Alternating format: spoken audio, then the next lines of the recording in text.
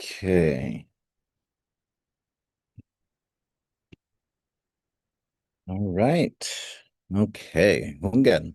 We are live. Hunggan. Gaigi hit gi airi. Oh, Hunggan. The live stream is now working. All right. I'm just checking now, Siñot, to make sure that everything is good. We are live. Naidzo un rato dispensa. Good. It looks we are on Instagram. Looks like we're on Facebook as well. Again, here we go.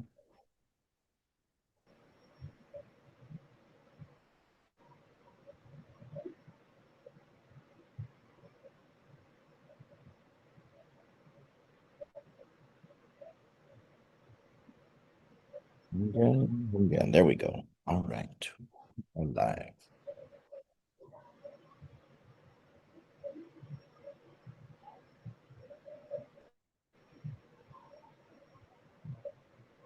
Right, Biba. Okay.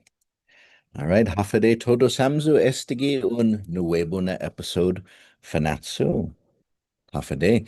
Wahui host Mizu. I am your host for this episode of Fanachu. And on Fanachu, we focus on telling Chamorro stories. We focus on Guam, the Marianas, moving out into the Pacific and in the world. But I am very excited on today's episode of Fanachu that we have a guest with us, Siñot Robert G. Cruz, who is an attorney. He is a veteran. He is a public servant, more than 25 years of government of Guam service, but who also has worked for the United Nations in its peacekeeping office. He has a wide range of public service at the local, national, and international levels. And I am very excited to be hearing from him today his reflections on his life, sort of working for the local government in different agencies such as the Parks and Rec, working as an attorney in the local justice system, as a veteran in the Army Reserve, and then also as in Kosovo with the UN peacekeepers. And so an amazing sort of widespread resume, diverse resume. And so it's Sidus Masisino Purifinatomo para este. I'm uh I'm excited to hear more about all of these stories. It's like yeah, even just putting all of that together, just reading all of the many things on your career summary, on your resume. That's very impressive. And so Sidus Masitalu, thank you for joining for this Fanatsu episode. Thank you. Good. And so can you go ahead and just first off introduce yourself? What's your family name? Tell us, give us a sense of your family name, and then you can tell us. You do not have to tell us how old you are if you don't want to. And it is a Guam thing to tell us your high school. Sure. Yes. So I'm Bob Cruz, as most people know me, and my father was Alejandro Pereira Cruz, Alan Fabian, they would call him. His father was Fabian Castro de la Cruz, a Filipino from Pampanga, Philippines. My his mo- his mother, my father's mother, was Encarnacion Pereira uh, uh, Cruz. And my mother, Rosa or Rosita Eclavea Perez Cruz. My mother is one of the Gojo clan. There are thousands of us. My mother had 14 siblings, and my grandfather, actually Gregorio Flores Perez, and his wife, Rosario Eclavea Perez, um, had their home in Naganya, but owned property really all over the island. They had 7 houses when Japan invaded Guam in 1941, and which were immediately taken over by the Japanese military. And they moved to a ranch in some Gojo family property where they stayed during the war. My father was he was in the Navy. He was on the USS Penguin, which was the only U.S. ship in Apra Harbor when on December 8th, December 7th in Hawaii at Pearl Harbor, when the 7 Japanese fighter planes flew over from their base in Saipan and attacked Guam. And so that 2 days later, that ship, that ship was actually scuttled by the crew, wanting it not to fall into Japanese hands. And my father actually would tell us many times how he swam ashore after the ship was scuttled by its own crew. And after I guess there was a lieutenant, Navy lieutenant, who was killed in the attack. So he walked to Barragata, he said, his underwear, and to the family home. So that's basically my parents. I have 3 siblings. Brother Alan, Colonel Marine Corps, who served almost 40 years in the Marine Corps, Vietnam vet, Iraq war vet, and actually very active in the Marine Corps Reserve and associations after his retirement. 2 sisters, Lupe Cruz, Rosita, who actually worked for public health for 25 years, was head of their medical records and also assisted Naval Hospital with their medical records. And then a sister in Honolulu, Catherine Cruz Simpson, who was 33 years TV reporter for Channel 4 KITV. And prior to that, TV reporter for KUAM until she got her degree in broadcast journalism from San Francisco State University. She basically jumped over to Hawaii Public Radio and does their news for the last 8 years. Has a program called The Conversation, which has recordings of various interviews that she's done, including last year on Guam during our Liberation Day ceremony. So that's I guess a bit of my family background. Oh, si Diyos masi, Siñot. It's very important to establish the family name. Sa Megay na Cruz, hunggan Megay na Cruz lokwi. And so let's you have, looking at your career summary, you have a wide range of public service sort of under your belt, and so looking back sort of into your trajectory, into your education, kind of when you were first starting off as a young man, like what did you want to do with your life? What were your plans? And so where did you go? Where did you go to school? Where did you get your education? Can you start us off in your journey? And then kind of what brought you home? Okay. I was a military brat. My dad was, again, in the Navy initially. I was born in the Naval Hospital after World War II. My parents were married here in Guam, and then my father was transferred to Treasure Island, a small naval base there, and I was born in a Naval Hospital, Oakville, which has since closed down. He then jumped over to the Air Force, served in the Korean War in Korea, had bought a house in San Francisco, and I recall us hosting many Guam individuals who passed through the Bay Area because we were somebody that they knew my parents. They were always welcome to stop by. Former Governor Paul Calvo and many cousins and uncles and aunts. So I basically, my dad was stationed in Southern California, twice in Guam.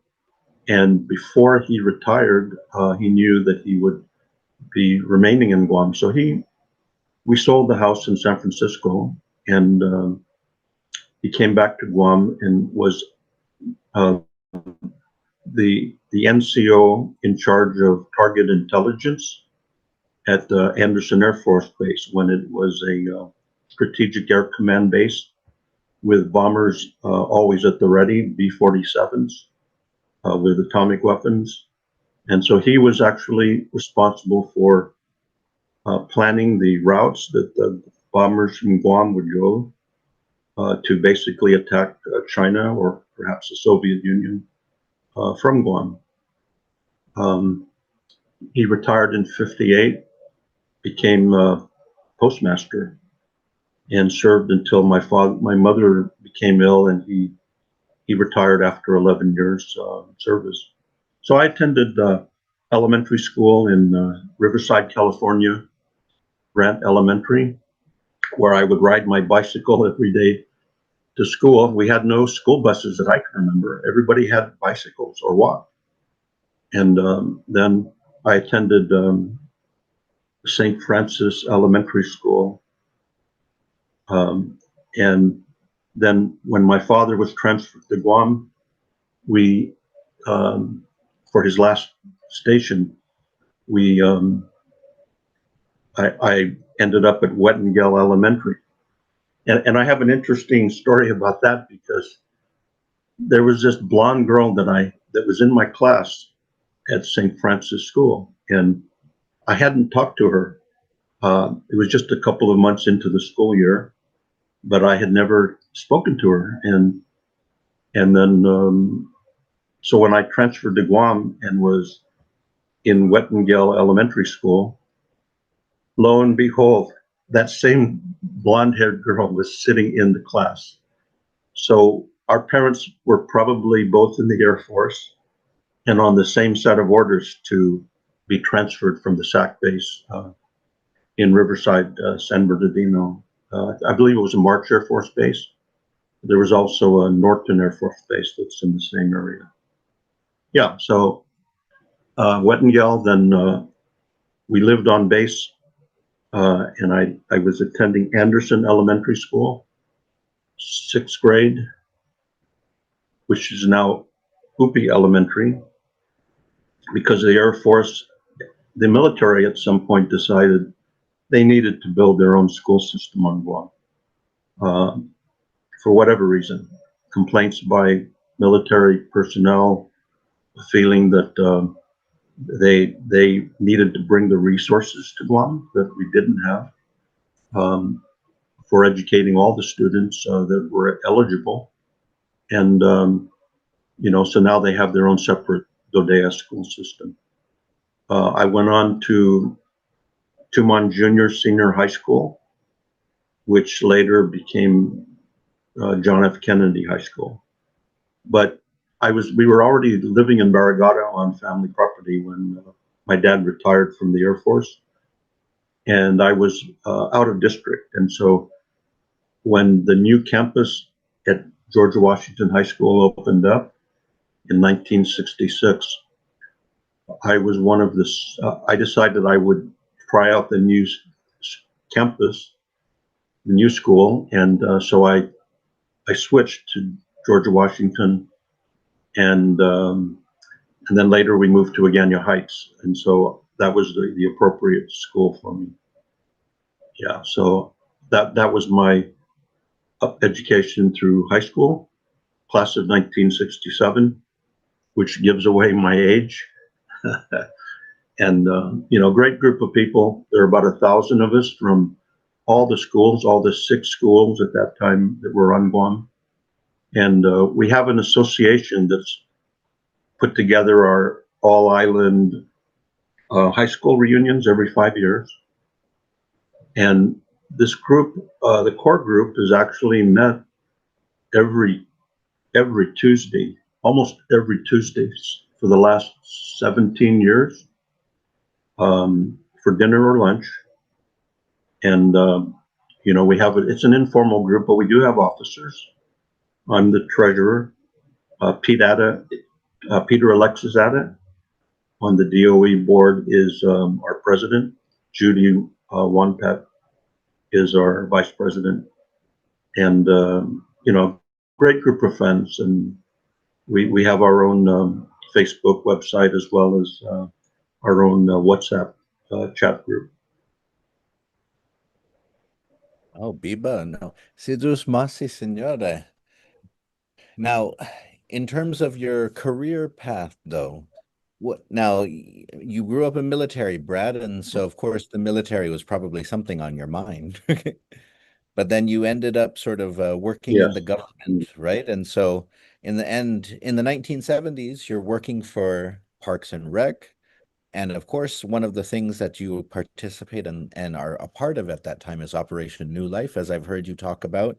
Um, and so how do you end up, from JFK to Operation New Life and Parks and Rec?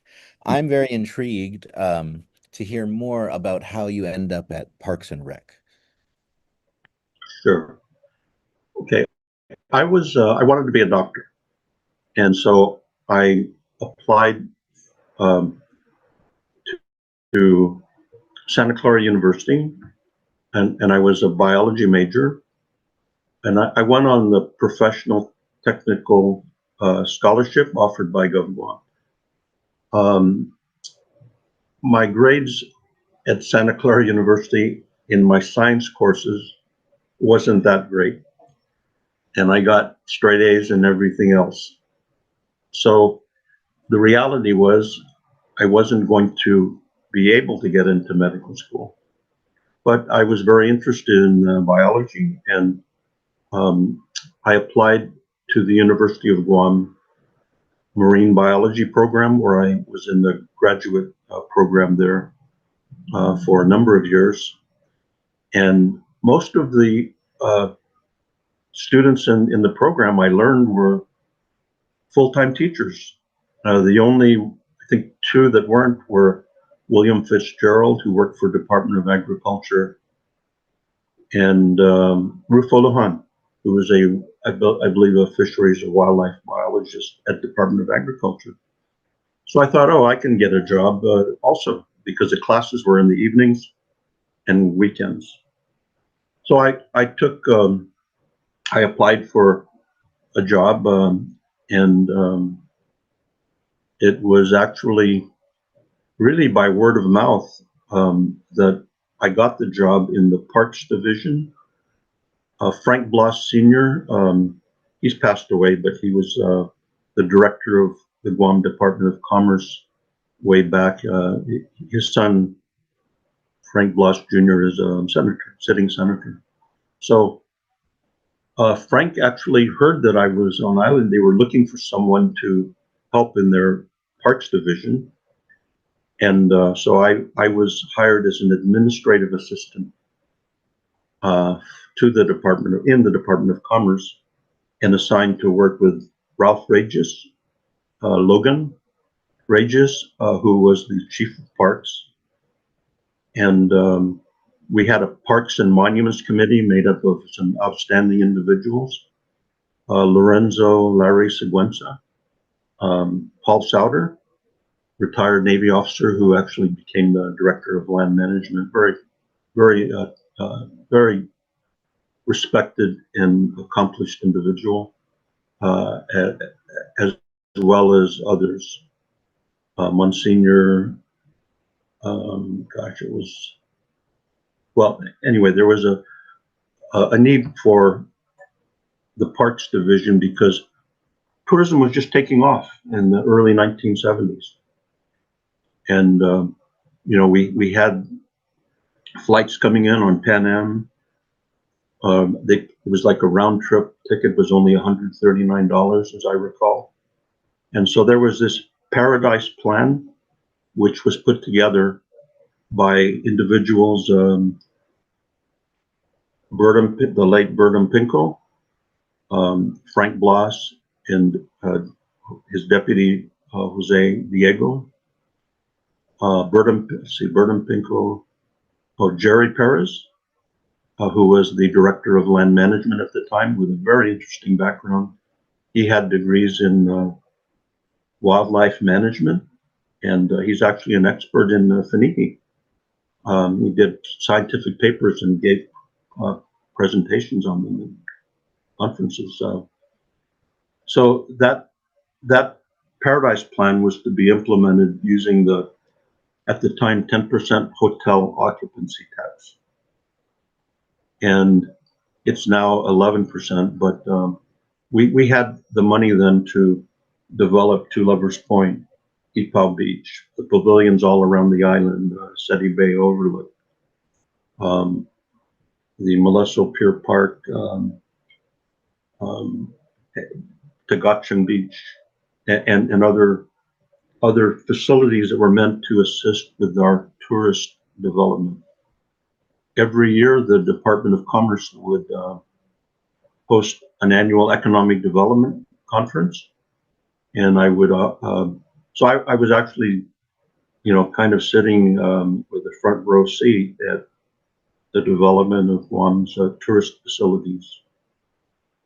Yeah, so that's how I got my start, and eventually we split off with merging with the Guam Recreation Commission, which was headed by Tony Mariano, and some great staff, the late Jimmy Duenas, Tass Salas, Mr. G. Guevara, Dennis Hermeno, just some great people that we had an opportunity to do what we wanted to do with this Department of Parks and Recreation. And actually, when I was with the Parks Division, I drafted Guam's first historic preservation grant from the National Park Service to get us funding to do an archaeological and historic survey of sites on Guam, with the eventual nominations to the National Register of Historic Places. So Frank Blas was our first historic preservation officer. Joe Diego followed him, and then I was the third following Joe Diego when our department split off from the Department of Commerce. Yeah, Department of Commerce is I look at it as like the embryonic department of GovGuam, because all the divisions ended up being autonomous, separate agencies, and the Department of Commerce went away. We had the Airport Division, which became the Guam International Airport. The Port Authority of Guam was another division. Customs and Quarantine became a separate agency. And then the Economic Research Center actually merged into the Guam Economic Development Authority, EDA, which was actually created by a bill, I believe, by my mother's first cousin, Frank D. Perez. So that there was no need for this Guam Department of Commerce, and we had really a great start. And I spent 4 years under Governor Ricky Bergalio, having the opportunity to help shape not only the parks portion of it in historic preservation, but also recreation activities. We had softball leagues. I mean, softball was king back in the 70s. Baseball, we provided all the money for the baseballs and umpires for the Little League here.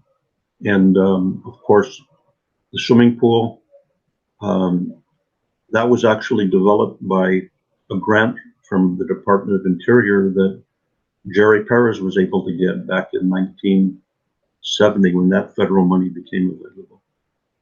And I really credit Jerry for that. And I'm really puzzled. Why is it that we've only got 2 swimming pools and cannot maintain them when the Navy had, I don't know, maybe a dozen, the Air Force had a number of them that I used to use. And sadly, when some of those Navy swimming pools got turned over as excess property at Brewer Field Naval Air Station, now Tijen, there were 2 swimming pools there, operational. They were basically filled in Um, then up at Nimitz Hill, same thing. There was a swimming pool that became excess property. And the only other pool that GovGuam has its hands on is Southern High, an Olympic-sized swimming pool where our swimmers could actually train and get time to Olympic standards. The Agana pool, because it has a lip, I guess there's something technically that does not allow Olympic records to be set in the Agana swimming pool. Again, it's sad that the Southern High swimming pool never got beyond, I guess, a few years of use and was never allowed to become operational again. Yeah, so that's basically some more about my background. But I ended up being after my service as the first director. I was asked to submit a resignation when Governor Paul Calvo took office after he defeated Ricky. And so at that point, I was offered a job as Chief of Research and Planning Bureau for the Guam legislature. And that was Tommy Tanaka, Speaker, who offered that position to me. I guess I had impressed him when he was my budget analyst when I was at Parks and Rec and with the Parks Division. So he basically offered me the position that he got from like kind of a lottery that they had for the positions in the central staffing of the legislature at the time. I don't know if they still have that procedure, but that's how he got picked or put into the position that I took. And then I got interested in going to law school at that point, and I applied maybe too many places. I got accepted to virtually almost all of them, and ended up at Santa Clara University. I'm very happy that I went back to my alma mater where I had gone as an undergraduate. Oh, Biba Siñot. Wow. And for me, I find this, this is it's so interesting because, when we think about,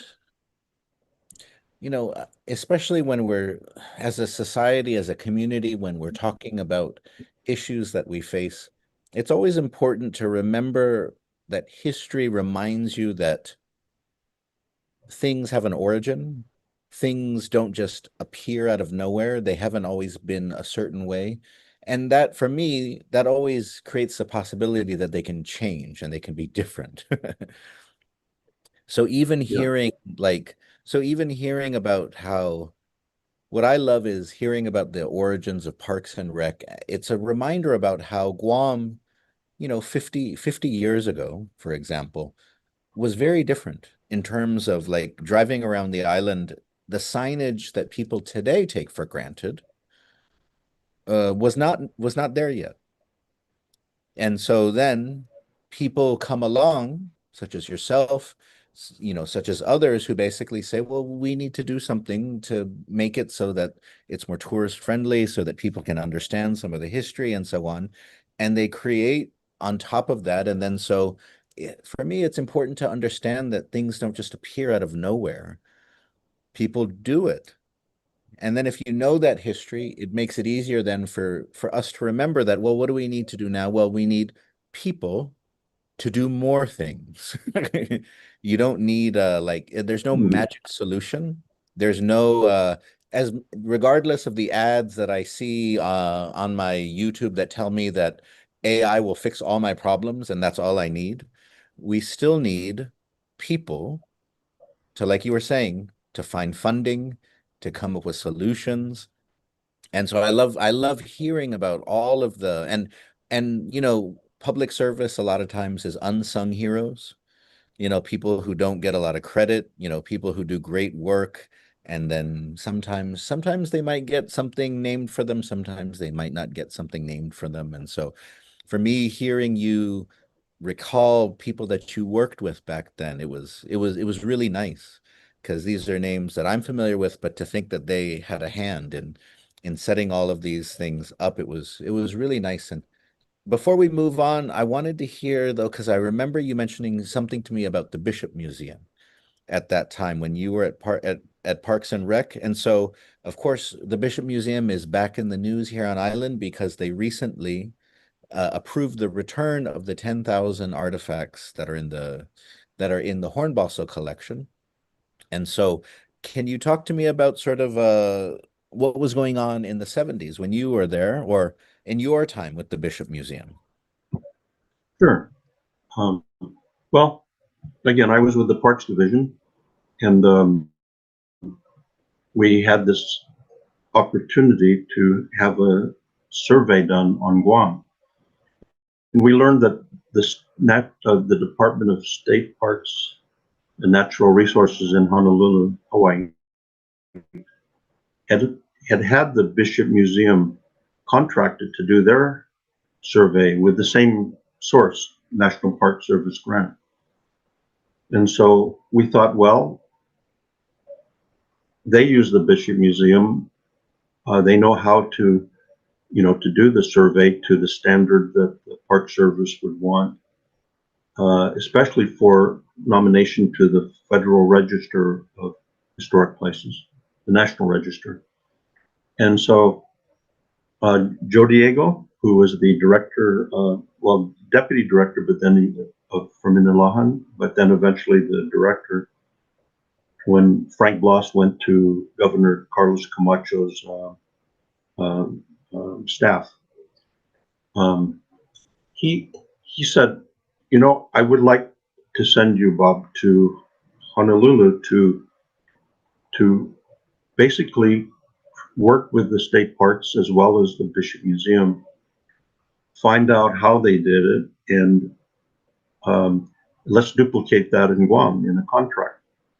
So I basically was sent there and worked with both the state parks staff and the Bishop Museum staff. And that's where I met Dr. Akihiro Sinodo and his son, both PhD anthropologists, archaeologists affiliated with the Bishop Museum. And it was an opportunity that was wonderful because I spent time with both agencies. I believe the majority of it was with the Bishop Museum, though. And with them, I was able to go to almost all the Hawaiian Islands to visit with their teams that were doing the historic building surveys and archaeological site surveys. We even went to Molokai. Molokai, if you look at a map of Hawaii, it's the same shape and practically the same size as Guam. That was super interesting. As well as the Big Island in Maui, and we had an opportunity then, while I was at the Bishop Museum, to have backroom status to their collections, and they had a lot of Guam artifacts on display, quite a bit, and so I was in the time that I was there, I actually took the time to do an estimate of all of the artifacts, the sling stones and the fish hooks and just everything they had, including the full skeletons that they had in these pull-out trays. And I estimated at the time it was about 8,700 artifacts, and it was just a rough estimate.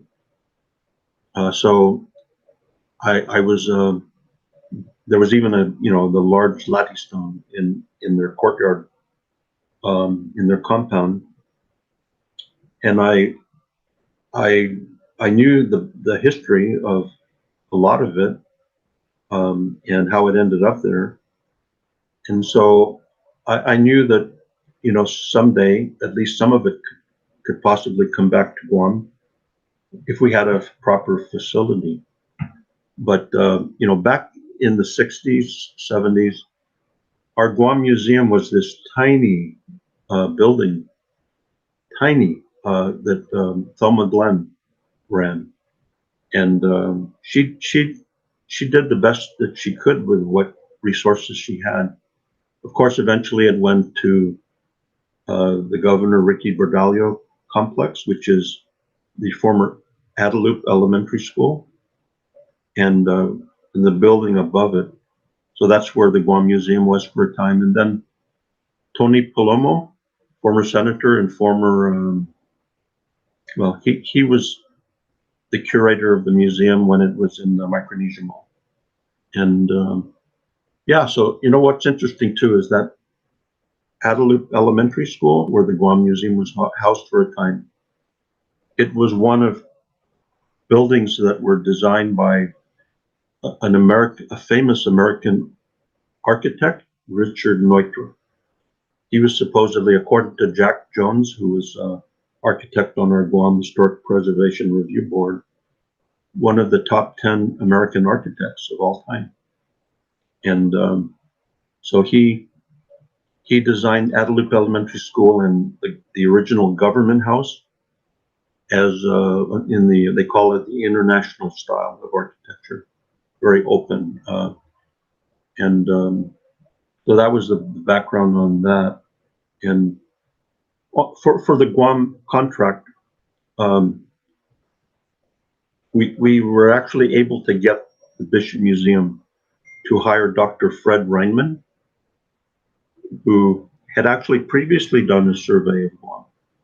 Not of all the Latte sites, of course not, but of the major sites. And so we specified that we would like to see Dr. Reinman be part of this contract, and also that he, as part of his responsibilities, and the Bishop Museum, that they draft the nomination forms for the National Register of Historic Places.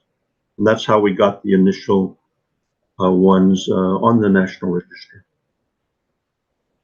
Yeah, and I need to mention, we had this sailor that one day walked in, 1971, just shortly after I joined the Parks Division. It was called the Parks and Recreation Resources Division.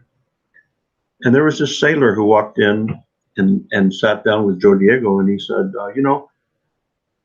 I'm on active duty stationed here in Guam, and I have time on my hands, and I'd like to volunteer to help with the Parks Division. And that was Dave Lotz.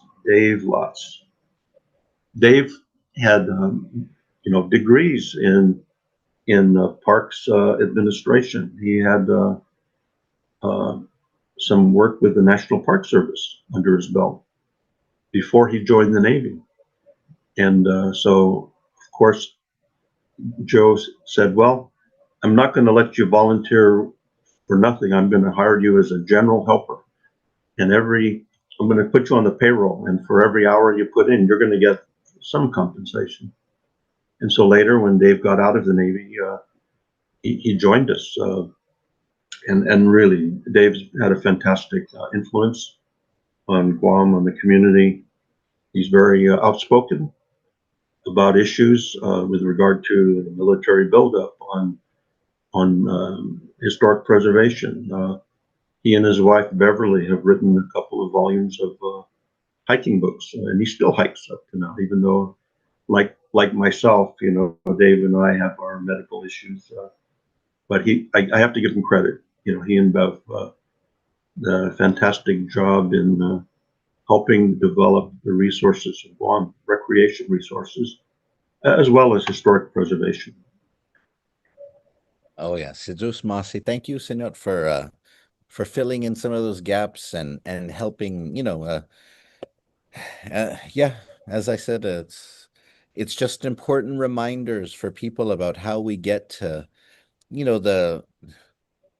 we feel there's history on this island, but one of the ways that you support those ideas in the community is that you nominate places for historic registries, you build up signage, you create infrastructure around it so that the local community can understand it and teach it, and that tourists can feel it and appreciate it. And so your reflections today have helped a lot in that regard.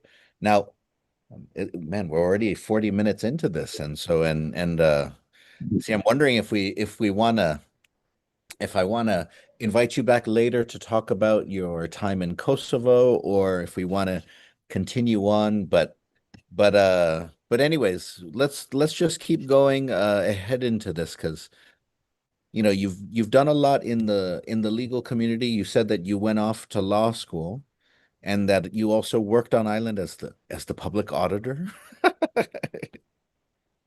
Yes, And first so public auditor. the first Yeah. public auditor. And so let let's let us hear about this. Let us hear about this, put for butt.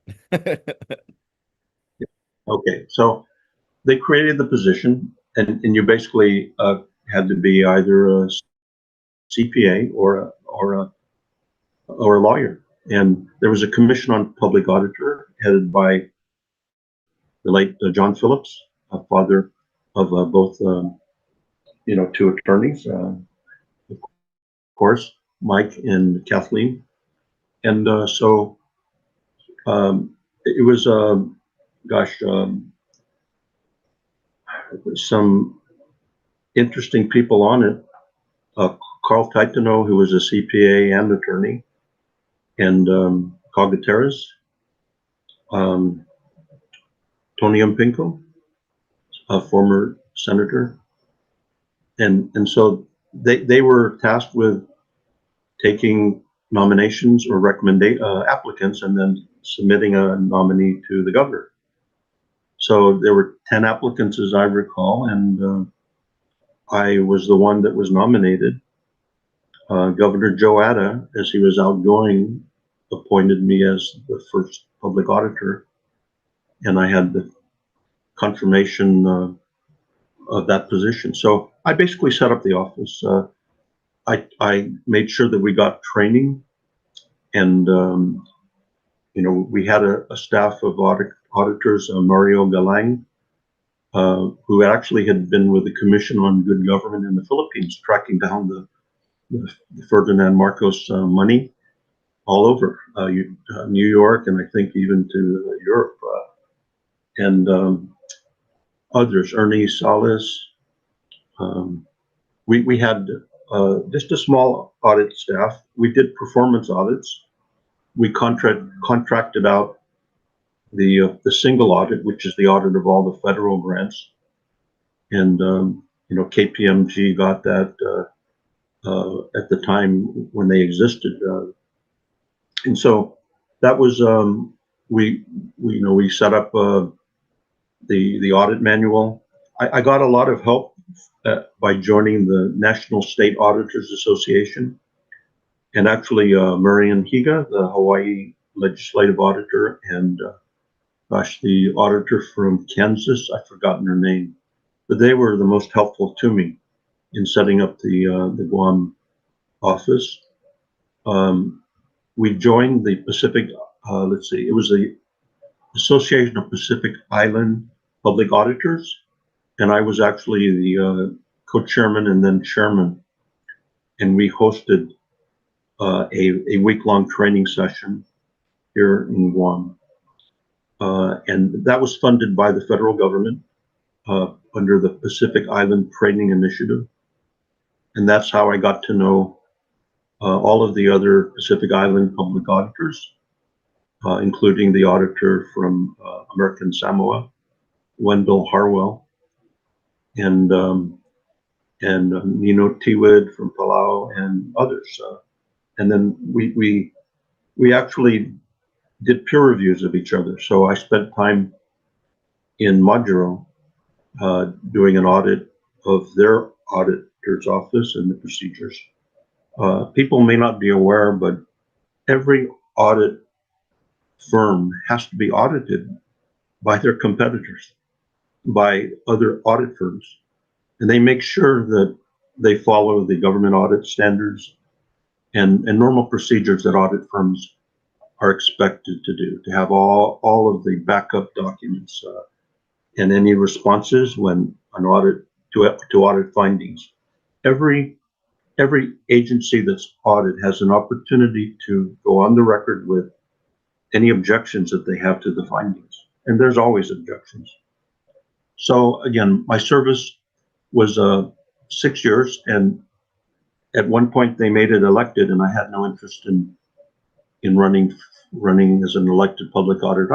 I felt I had repaid the service that I repaid. I guess this feeling that I needed to do some public service because GovGuam paid for my education, my ProTech scholarship, and they gave me a loan for the 3 years I was in law school to cover my tuition, which at the time was $5,000 a year. And I didn't have to repay that in cash. I repaid it in service. I got credit for every 2 years I was working on Guam. So I felt an obligation to do that, and I enjoyed it. So I stayed in public service. While I was a public auditor, I got this message from the Public Auditor Association, and it basically said the State Department is looking for state officials who might like to serve with the United Nations Department of Peacekeeping in Kosovo. And if you know anyone interested, have them submit a resume. And that's what I did. And a month, I forgot about it. I had a resume. I just put a cover letter, sent it in, and I forgot about it. And a couple of months later, I got this message that said, "You've been selected. We want you to report next week." So I begged off, said, if you give me some time, I need to finish some audits, and I need to. I'm already scheduled to be a speaker at a conference, the Western Interagency Audit Forum in Honolulu, as well as to the Association of Government Accountants meeting there. So they said, sure, we're happy to have you, and so that's how I ended up being aware of it. And they actually sent me a first-class ticket, and I went directly to Kosovo. I thought I would go to the United Nations headquarters for some briefing. No, they wanted me to go directly. So that's how I ended up there. Oh my goodness. I'm wondering if we should do another episode talking more about your time in Kosovo and in the United Nations, because that's and just that reflect your and giving more space for your reflections too there, because many Chamorros have experience at the national level, within the United States, but it's rarer to have Chamorros who have that type of experience as well, working in international forums. So I'm wondering, but I did want to ask you then, because we have about 10 minutes left. I did want to ask for you to share on Operation New Life, because I know that, you were, I've heard you speak about that, and this is, of course, the 50th anniversary of Operation New Life, and it was an important event, historic event here on Guam. And so I'm wondering if you don't mind sharing some of your memories on that, because for people who, in many ways, for some people on Guam at that time, it might have been a curious thing. It might have been like a big thing, but for people who were in the government, it was kind of like a rite of passage. That's what I've heard from people who worked at that time, because it was like an all hands on deck thing. 100,000 people are coming. We have to figure out how to support this and how to make this happen. And so, if you don't mind Right. sharing your reflections on that. Sure. Okay. While at Santa Clara University, I attended the Army ROTC program. It was mandatory for first 2 years, which was very unusual at the time. We had the largest ROTC contingent in the they call it the Sixth Army area that encompasses many states. We had like 700 in the Corps of Cadets. So I enjoyed the military. I had actually wanted to go to West Point, but at the time there was only one person from Guam who was allowed to be in West Point. We had a quota of one person at West Point at any given time. And so there was a person that was already there as a freshman. And I learned that he failed, I don't know, English or something, or some class. And so he dropped out after a year. So I was not able to get in, but I had an interest in serving in the Army. And I was commissioned a second lieutenant infantry on graduation. I wanted medical service corps because I still had an interest in medicine at the time, but ended up infantry. And so I came back to Guam as a graduate student, had a delay of entering on active duty. I had assumed I was going to go to Vietnam, and ended up, again, at some point be given an opportunity to change my branch. And I said, well, Corps of Engineers and Medical Service Corps. They said, okay, engineer. And by coincidence, in 1974, when I was about to go to my engineer officer basic course, they said, oh, and by the way, I had completed the infantry basic and advanced course online while I was waiting for, my eventual active duty.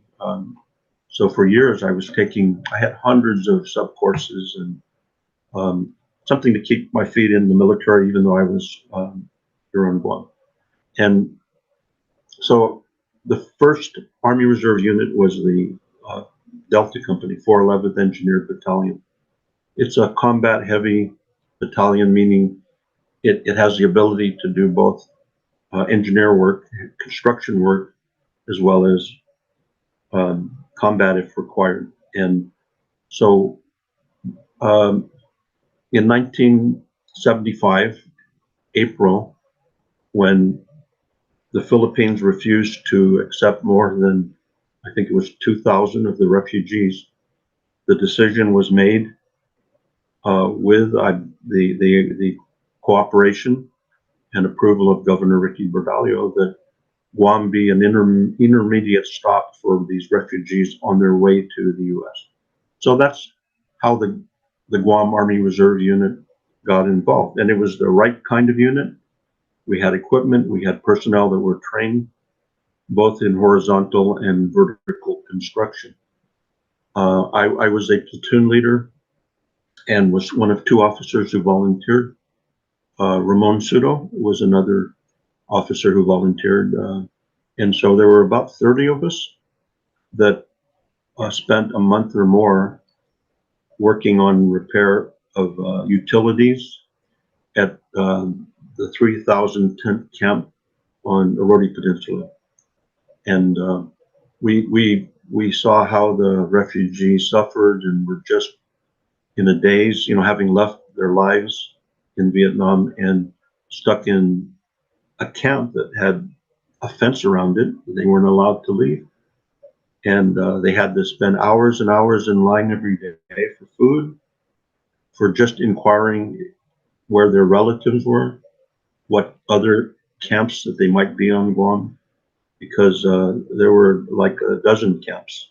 And most of them were on military bases, but 5 of them, one was a former Fujita hotel, which was empty and leased, and then the other was 4 construction barracks that were again leased by the government. So we did repair and utilities, repaired broken water lines. We did install water lines. We built picnic tables. We built a jail. I think there was some theft of gold that the Vietnamese had that they brought with them, and there were people that they wanted to detain. I have no idea if there was ever any prosecution of any of the refugees, but over 115,000 came through Guam, and so I was proud to have had that opportunity to assist, along with many others who still are here. Furman Rages and um, gosh, some guys that I run into every Wednesday down at the Chamorro Village. Enjoying the cha-cha music and with the free music and a place where people my age who like to dance gather. You don't have to pay $8 or $10 for a beer or 14 for a glass of wine in the hotels to enjoy music that you can dance to. So again, we all received the humanitarian service medal for that, and I was really happy to participate in the 25th. The 50th anniversary that took place. Dr. Max Ronquillo and the Guam Philharmonic Association, they were able to get space for a temporary museum at the Micronesia Mall. And I donated some pictures. It was a fantastic exhibit. It was manned by volunteers, including some Vietnamese on Guam and veterans, soldiers. It was just an amazing experience. It was a reunion for those who had served, assisting, a cross section of the entire community, as well as veterans who had served in Vietnam, maybe some married to Vietnamese, and then Vietnamese who had been through the camps or the children of some of these refugees who wanted to come back and find their roots or revisit some of the memories that they had, some of the sites, memories of their childhood. Some academics that actually have been back to Guam several times and are trying to put together maybe an oral history and some additional documentation of that period in the lives of the Vietnamese. Oh, c'est doucement, c'est. Oh, Siñot, I want to bring you back because there's so much more that we need to talk about. Um, especially you've done so much in terms of the court, the legal community here, but I really, really also want to give more time. So that's why for, your work in Kosovo. And so I think if it's okay to bring you back like in a few weeks or in a few months for part 2 of your reflections. Maulika, no? Sure. Okay. All right. And so if you have now anything that you want to kind of add just as a closing for this part, because you've shared a lot of, and people have been commenting, Signor Peter Bautista in particular here, who recently moved back home and is excited to be back home and he in particular has been commenting and thanking you. He says that you are a wealth of history to our island, outstanding. And but anything that you want to kind of share to help conclude this episode today? Any reflections? But we're going to bring you back for another one very soon. Yes. Well, I guess as I said, I felt an obligation to come back to Guam to assist. When I came back, there were relatively few locals that had a college education. And, when I came back, my first job, it was $6,900 per year. And they said I should be grateful because it was 6,600 just a few months before. Of course, those were days when you could buy a Ricky's Toyota pickup for $1,995, as I recall. And so gasoline was 35 cents a gallon. Times have really changed, but public service is important, and I really urge people to consider it. At all levels, village levels as part of your municipal planning council, local office as a mayor, perhaps a legislature, but assist government service. And I'm sad to see the brain drain from Guam of so many people that I've met and known in my lifetime especially classmates. Gosh, we've kept track of the 1,000, and there's maybe 600 of us left, and more than half of them are not on island. And they've had some great careers, serving the U.S. and I'm sure even internationally. I run into Chamorros all over, in Europe on trains, almost any place where there's a military base. But there have been locals that have served in international service as well. So anyway, that's just something.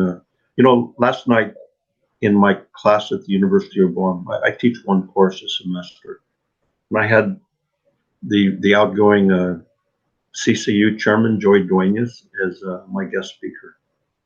And he was saying, even though he had a distinguished career himself in public service, he said, he made his money in real estate.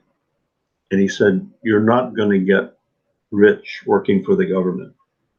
But he said he basically got a lot of satisfaction in all of the service, that he's had. And I might even suggest him as a speaker, as one of your guests in the future, program. Oh, Sidzus Mase, Sidzus Mase. And as you were concluding there, we got one more comment from Thomas Schwartzbauer. He says, Mr. Cruz is the definition of service. He is truly a wonderful man and is a treasure to the people of Guam. I am proud to call him friend. And so, Sidzus Masi Siñot, parifinatot mo para este episode. Sidzus Masi no hamzu todos put in eegads and in eekungok. We will be bringing back Siñot Cruz to hear more of his reflections at a future date. Lo, este ki adzu na haani, adios.